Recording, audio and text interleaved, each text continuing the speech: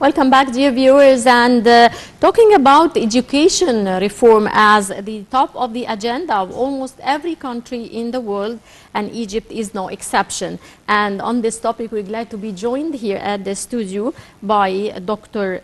Gamal Ibrahim, specialist in toxicology and director of forensic science of Los Angeles, California. Hello, sir, and thank you very much for joining us. Hi, thank you very much. Good to be back. Welcome back, sir. Thank you. Let's start by asking about the significance of education in building the future of our country. Of course, education is not only important here in Egypt, but also around the world. Well, education is very important. It's the best thing you can invest in the future of any country. Yes. If you see in the United States, we put a lot of money in number one, education, number two, health. Yes. And that's far more than the defense budget and any other services. So education is very important because it's, like I said, an investment in the future. And there are a lot of things that you have to look at before education. And that's the infrastructure for good schools, good resources for education and things like that.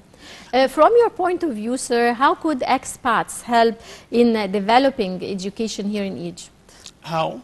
How could expats help in developing educational system here in Egypt? Well, you have to start from when it went wrong. Yes.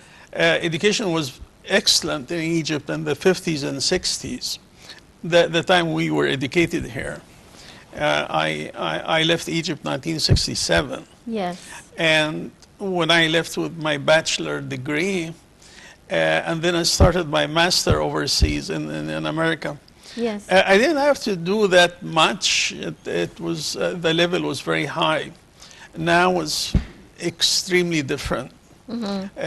So we have a perfect education system here, both in university and high schools. Yes. But in the I think now we're currently getting back to this. I think we have a very important reform program for education that we came a long way on. Yeah, but you know, to restructure the education in any country needs decades. Yes. It does not. You cannot do it in a couple of years. Yes. You have to start first with the family. The family has to be set up for children. The family themselves have to be aware of the importance of education. It used to be in Egypt, there's a lot of children employment and all that. But if people realize the value of having an educated son or daughter, they will invest more. Sure. And the schools have to be restructured here. Like it used to be before in the 50s and probably even the 40s. Yes. You have to invest not only in the knowledge, but in the behavior and the manner, the values in the children before even you teach them anything. In the 50s and 60s, people were unpolarized. Yes. After that, they were polarized to extreme values, probably a religious thing that probably messed a lot of things up, and people were not aware that that science is blind to religion and faith and all these differences in the society that divide more than it helps. Yes. Sir, we know that you had a research on benefiting from exchanging Egyptian and U.S. scientists. Would you please elaborate more on this? Yeah, well, when I went to America in the late 60s, in fact in 67, I had a scholarship, a personal scholarship from University of Stanford in California. But I could not make benefit of that because unfortunately I had a residency and I supposed to go as a student. So, and that was during the time in Vietnam, the war in Vietnam. So I had to choose a different university in order to be able to continue. Uh, Egypt has a lot of scientific relationship with many countries in Europe and in America, but I was not part of that. I was on my own. So I worked with one of the greatest institute ever of cancer called Sloan Kettering Research for Cancer Research, Sloan Kettering Institute for Cancer Research. Yeah. And I developed, and then I worked with the forensic science. I worked as the medical examiner. And I started a new field, which is forensic medicine. Then I got my PhD in that. Yes. Later on, I did some research on virus C, and then when I made the connection with Egypt, it was like 10 years ago. I had a medicine for virus C, hepatitis C. And then when I made that connection, I had relationship with the National Institute of Research, معهد القومي للبحوث. Yeah. And we treated a lot of people, and it was a very good feeling that I can serve patients in Egypt for virus C, and it was a very successful program. And we started in the University of California to invite a lot of scientists from Egypt for a PhD program and then later on research. And it's very active. Nowadays, the United States paid a lot of attention for the researches and the health issue in Egypt, especially for COVID-19. Pfizer, as you probably know, has donated a lot of vaccine for the third vaccination. Yes. And so there are a lot of research, a lot of cooperation lately, and especially in the last 3 years, between universities and CDC, the Center for Disease Control. And they are paying attention to Egypt more serious than it used to be before. I think they saw in the government is taking the path of education and research more than the time of President Mubarak.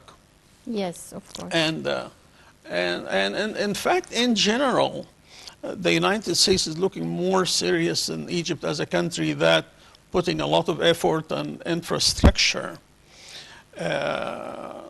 So there are a lot of activities, and the Egyptians have proved themselves in Egypt and the research areas. Yes.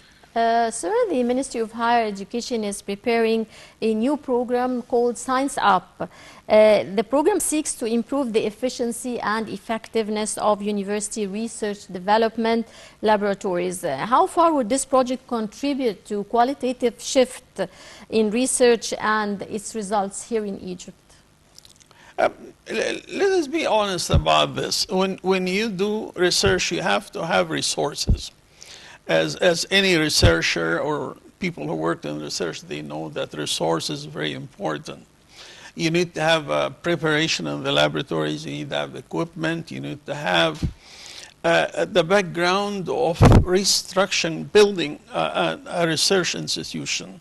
So like I said, it's going to take a long time, but I think they started to do that.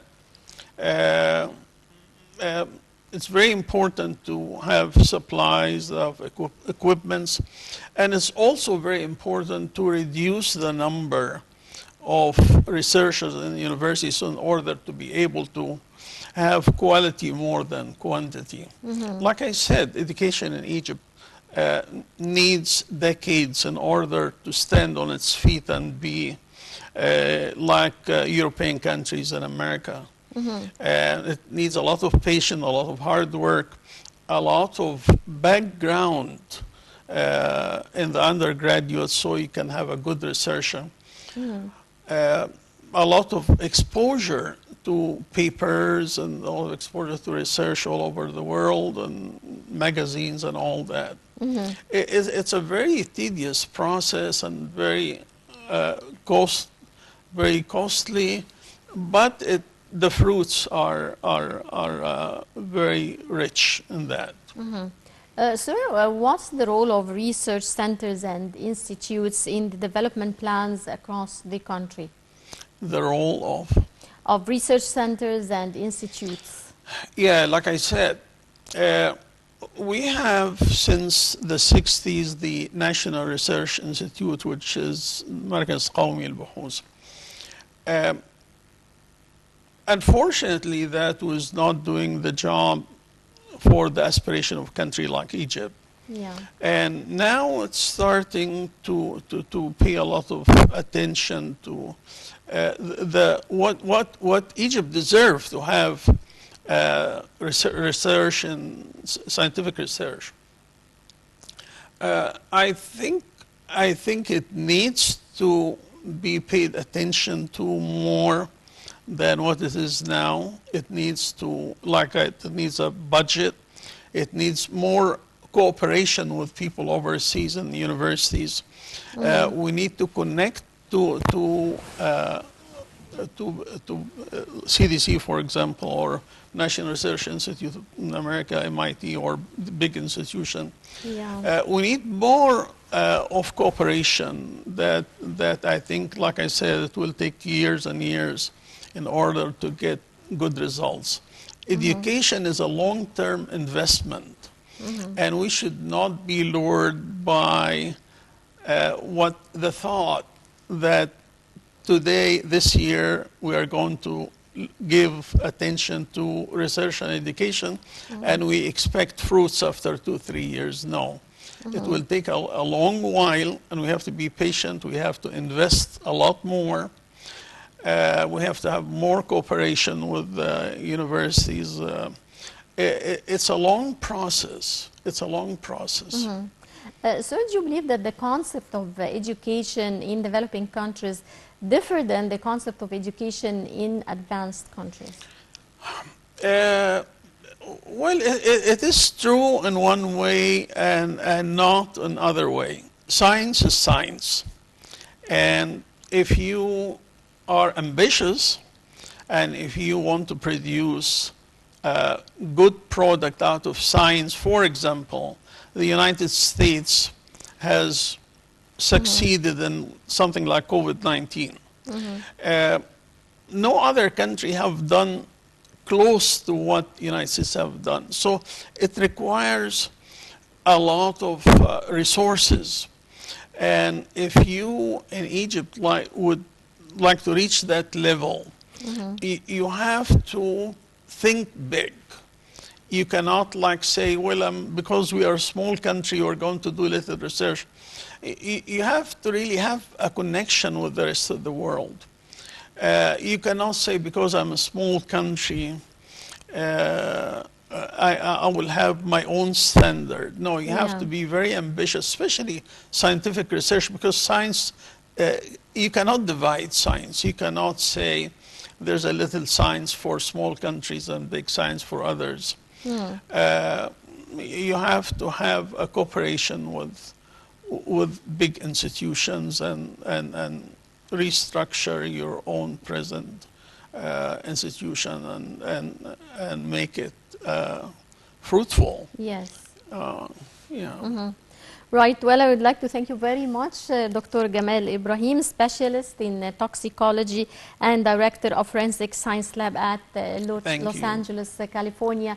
And welcome back, sir. And of course, it's a pleasure having you always. Oh, I'm very glad I came and look forward to come again. Thank you. Thank you, sir. Dear viewers, that brings us to the end of this edition of Cairo Local Time. Many thanks for watching and stay tuned for the top stories that will be coming up in a moment.